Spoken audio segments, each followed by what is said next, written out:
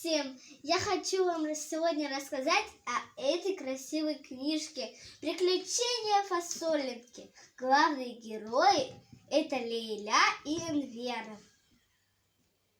Автор этой книги – Сусана Джемилева.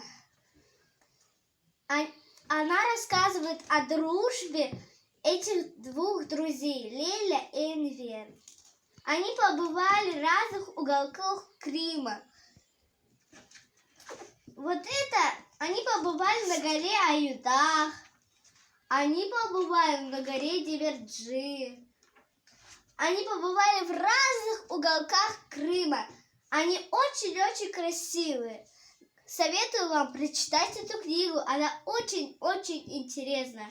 Говорит о дружбе и крымско-татарских традиций. Они могут читать и русские, и татарские. Там есть все и русских, и татарских. Пока!